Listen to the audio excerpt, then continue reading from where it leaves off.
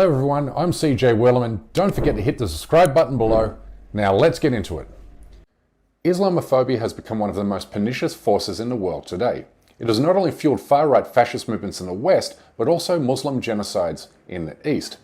You know this because you've seen the headlines, but what the media doesn't investigate, like ever, are the origins of modern-day Islamophobia, even when those origins are staring directly in front of our face. Now, if you look closely at this photo, then you'll see everything you need to know about the origin of anti-Muslim hatred in the Western world. Because what we have here is a dude holding an Islamophobic sign while standing next to a woman holding a placard of the Israeli flag with the words, "Proud Zionist and Feminist."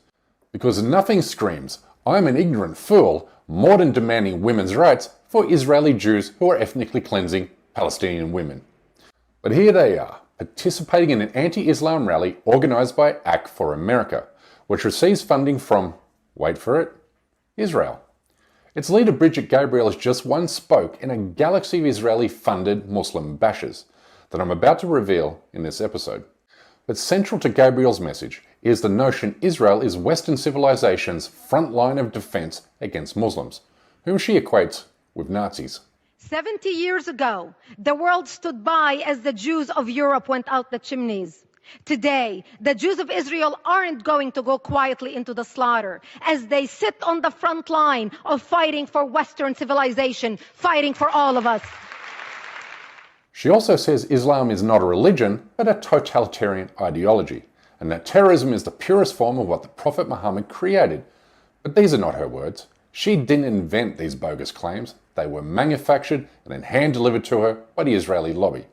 You see, from the moment Israel began colonizing the Palestinian territories with Jewish settlers in 1967, it knew it would be faced with resistance from the indigenous Palestinian population, who, like any other group of people, don't like foreign invaders showing up and stealing their homes. Weird, I know.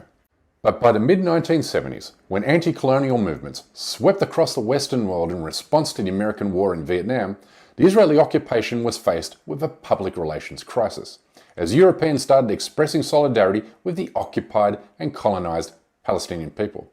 To counter this, Israel hatched a marketing plan, one that would become the pivotal moment in the history of Islamophobia in the West. This plan was put in motion in 1979, when Israel's far-right Likud party invited leading right-wing American political figures to Tel Aviv for a conference titled Islamic Terrorism. One of the attendants was George Herbert Bush, who was elected Vice President of the United States the following year. But it was at this conference that Israel convinced the Republican Party to tie Islam to terrorism in mainstream political discourse, with the aim of tying Palestinian resistance to the religion of Islam in the minds of the American public. But two key events helped the Israeli lobby cement this phony connection between Islam and terrorism in the American psyche: the Hezbollah bombing of the US Marine barracks in Beirut in 1983, and the attacks carried out by Al-Qaeda on 9/11, which Israel seized upon as an opportunity to establish the Islamophobia industry. Quite honestly, a lot of the sort of ideological bent comes from very sort of hardcore or fervent pro-Israel beliefs. And so oftentimes what we see is that the Palestinian-Israeli conflict is sort of refracted through this nasty political narrative. With the help of tens of millions of dollars from pro-Israel donors, the Islamophobia industry has spawned an array of groups and individuals who push anti-Muslim tropes and memes into the mainstream media. This is how the Islamophobia Network operates. A group of foundations and donors provides the money. To date, more than $57 million. That money is given to a selection of tightly knit organizations that rely heavily on a handful of so-called experts that orchestrate misinformation about Islam. That misinformation then spreads through a larger network of activists, politicians, media, and more, creating an echo chamber around the false idea that Islam is a violent religion. And I think sitting at the center of this constellation is the Middle East Media Research Institute, which was founded in 1997 by former Israeli intelligence officers to portray Islam and Muslims as inherently violent and prone to terrorism. Their public relations model has since gone viral. Last year, a Jewish American magazine obtained documents showing that Israel's Ministry of Strategic Affairs transferred $40,000 to an anti-Muslim hate group that falsely claims that 30% of American Muslims are terrorists.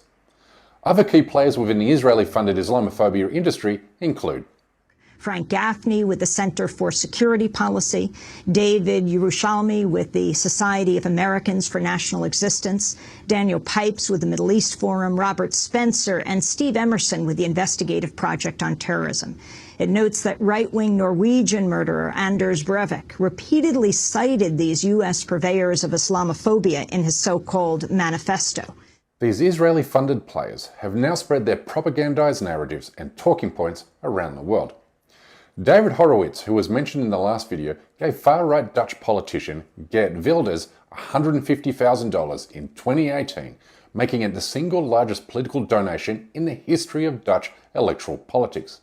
And it's pretty easy to see why Horowitz handed over all those shekels, given Wilders is famous for saying, "We are at war with Islam," while calling on mosque and the Quran to be banned in Europe.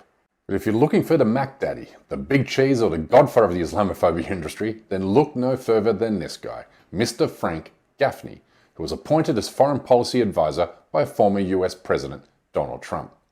The Center for Security Policy has powerful allies in Washington. Hey, CPAC. It's run by Frank Gaffney, a former member of President Reagan's administration. He is far and away the most influential and high-profile Islamophobe or anti-Muslim advocate on Capitol Hill. He's very effective with his organization. They regularly attack Muslim politicians, both Democrats and Republicans, suggesting that they are seeking to infiltrate the United States government. Now that these Israeli-funded Muslim bashers have reached the highest level of American politics, the entire Muslim world has been vilified as a violent threat. Today, the governments of China, Myanmar and India are using the same anti-Muslim tropes Israel created 4 decades ago to wage genocide against their respective Muslim minorities. But Israel is only getting started. It now even makes up totally insane stories to excuse the Nazis and blame Muslims for the Holocaust. Hitler didn't want to exterminate the Jews at the time, he wanted to expel the Jews. And Haj Amin al-Husseini went to Hitler and said, "If you expel them, they'll all come here. So what should I do with them?" he asked. He said, "Burn them." As you can see, Islamophobia is inseparable from the state of Israel, making anti-Muslim hate crimes and Muslim genocides inseparable from the state too. It was Israel that taught the world to hate Muslims. Its lies, tactics and strategies must continually be exposed. Anyway, that's my time for today. Please don't forget to subscribe to this channel, and we kindly ask you please support this endeavor by becoming a member of this show at patreon.com/CJWellerman. We can't produce, sustain and grow the show without your help, and we offer exclusive benefits to those who do. But for now, good night, good luck, and stay blessed.